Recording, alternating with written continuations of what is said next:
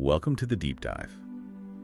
Today we're looking at something pretty fundamental information, narrative, how they shape our world. Yeah, how we understand things. Exactly. And our focus is on a, let's say, very critical assessment of what one source calls Sikh media.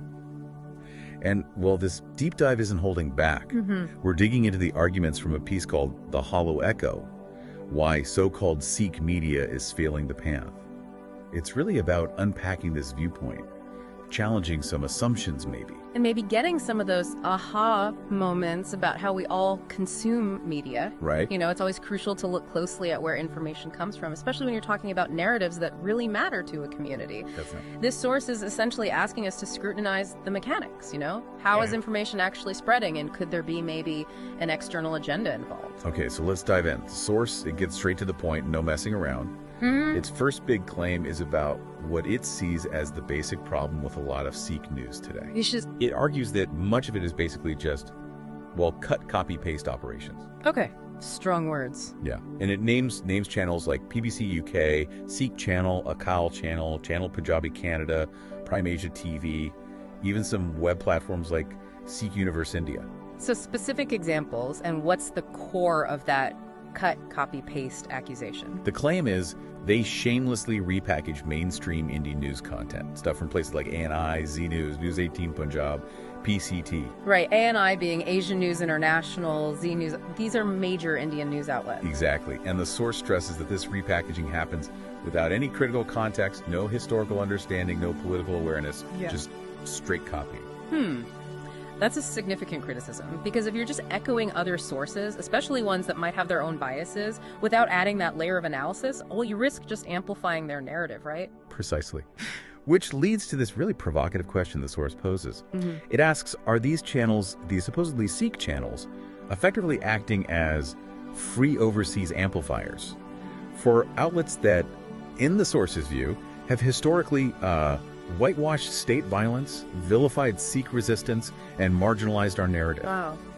That's a direct challenge to their entire purpose, really. It is. It brings up that critical difference between, say, intent, maybe they just see themselves as aggregating news, and the actual impact. Right. The source is arguing the impact, perhaps unintended, is to reinforce narratives that might actually be harmful to the very community, the Panth, they claim to serve. It implies a real lack of, editorial control or critical thinking. So if that's what is happening, the cut, copy, paste the source then pivots to what isn't happening. Yeah. And this is where it gets maybe even more critical. Okay. It talks about a serious lack of real work or courage in this media space. It gets specific about the kinds of investigations it says are just missing. Things like investigative documentaries on Punjab's disappearing dissenters. Okay, deep investigation. Yeah, or deep dives into India's illegal detention of Sikh youth, or foreign surveillance of Sikh activists. Even things like coverage of Operation Blue Star's digital legacy, or the Khalistan movement's modern-day ideological revival, really digging into complex, maybe risky topics. And the source is saying this kind of work just isn't being done by these outlets. That's the claim. It contrasts this absence with what is apparently present, Which is? according to the source. Talk shows with clueless experts, boring coverage of Nagar curtains, and panel discussions with people who don't know the difference between journalism and a Langer menu.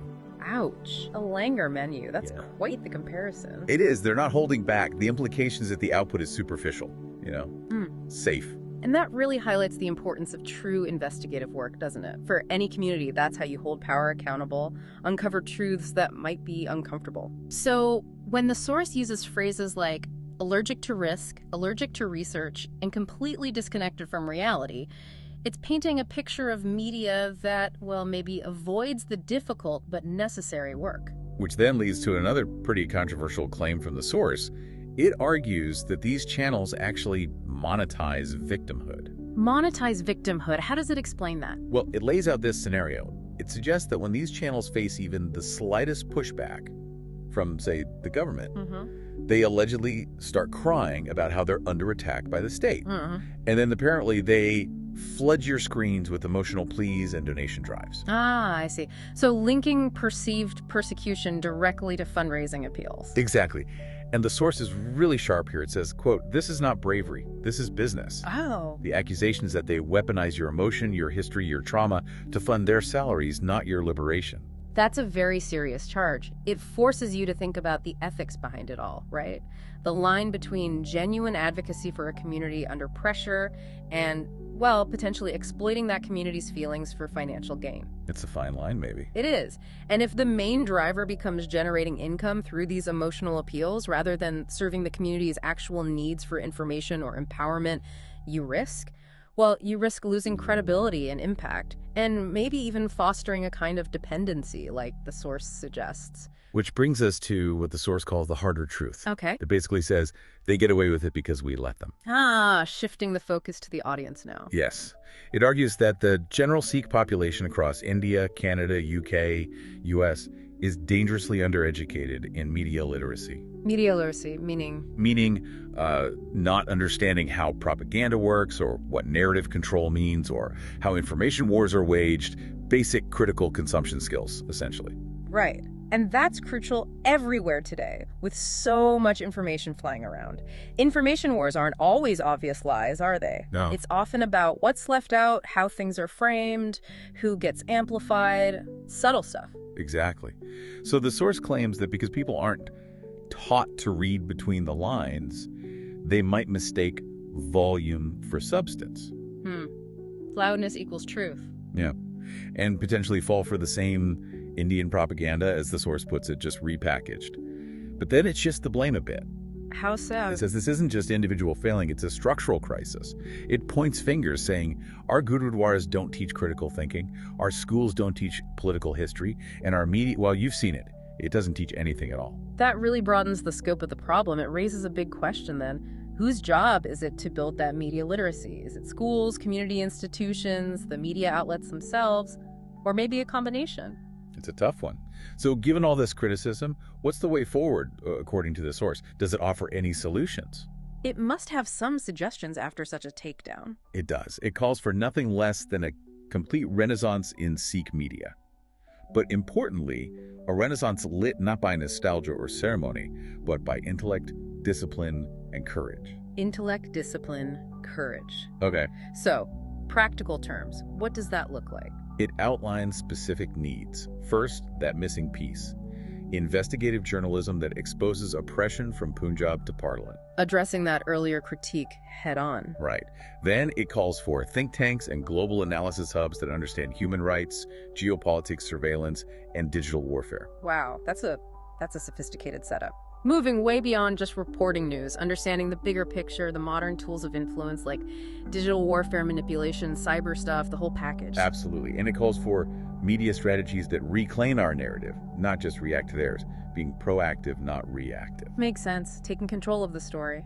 And maybe most crucially, it says the Panth needs Sikh journalists who are trained in how states weaponize language, who get how disinformation works, who can basically read official documents, state policies like scripture, and then tread them with facts. That's a powerful image. It really paints a picture of a media that's not just informed, but actively equipped for the complexities of, well, modern information conflict.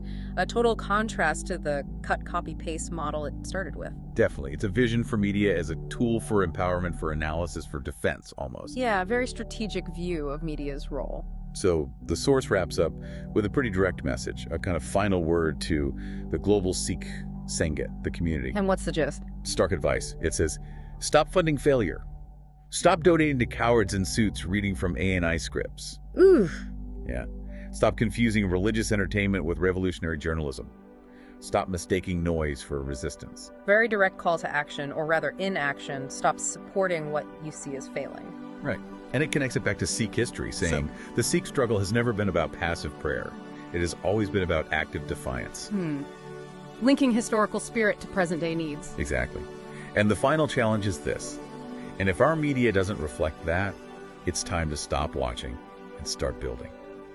The Panth deserves better. And it's up to us to build it. Start building. That leaves us with a lot to think about, doesn't it? This source, for all its harsh critique, pushes a fundamental question. Which is? Well, beyond just deciding what media you consume or support, What's your actual role as a listener, as a member of a community, in shaping a media landscape that works? That truly serves the need for knowledge, for action, for maybe that active defiance the source talks about. What does it really mean to build better media? Is it just about funding different projects, or does it also involve us, becoming that more critical, media literate audience that the source says is missing, maybe fostering those skills ourselves and in our communities? That's a really interesting thought to leave people with. Building isn't just about the creators. Maybe it's about the consumers too. Potentially. Something to definitely mull over as you navigate the endless stream of information out there.